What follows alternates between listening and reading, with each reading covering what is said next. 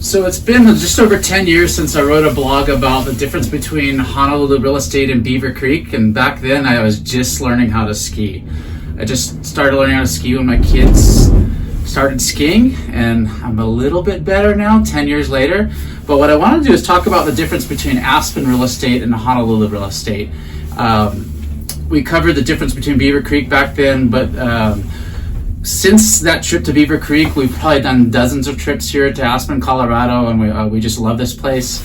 And the real estate prices here are just wild. For instance, in the town behind me, you could have wood frame construction condos built in the 70s with no amenities and no covered parking, and they're trading for several $1,000s a square foot. You can't find anything under $2,000 to $3,000 a square foot in this town. And for that same equivalent back in Honolulu, you're able to get, relatively new construction, like say a building like Park Lane or Waiea, and you have all these high-end amenities and beautiful ocean views. So that's kind of the contrast you get between these two towns.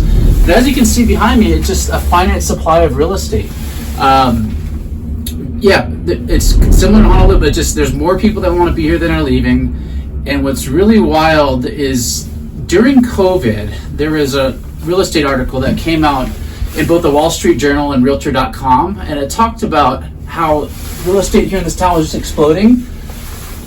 Within March to September of 2020, there are 46 home sales north of $10 million here in Aspen. Meanwhile, during that same period on Oahu, we had 2 home sales north of $10 million.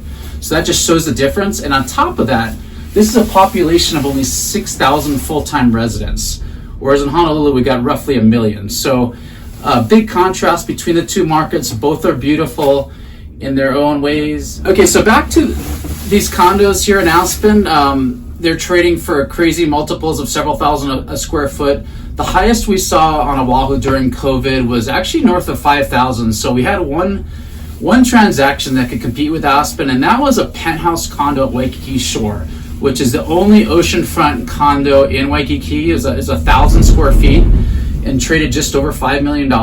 And the reason for that's a building that's been gobbled up by a lot of Japanese investors because they get accelerated depreciation over 7 years. And on top of that, it's one of the few legal vacation rental buildings in Waikiki with that square footage. Others to keep in mind that don't trade that high and aren't at as good a location would be Trump Waikiki as well as Ritz-Carlton. They're both beautiful buildings, beautiful brands. However, there's not much money left on the table in those two towers when you factor in the management fees. So you can control your costs a bit more at Waikiki Shore, and those owners can net a little bit more. But at 5,000 a square foot, it's going to take a while to make your money back as far as rental income goes. What I'd like to talk about now behind us, straight back behind us, that's Red Mountain. So at Red Mountain, you have some crazy real estate prices, of which trade, higher than say oceanfront homes in Kahala. Like we've had, the last couple of years, we've had a couple of trades north of $20 million. There's one in Lanikai. Kahala's been notorious for that over the years. This year we had one at 15. But on Red Mountain, that's what some people are paying just for the dirt on a lot. There was a trade that happened up there about a summer or two ago. It was $70 million for a single family home. That's almost double the highest sales price for a house ever sold on Oahu.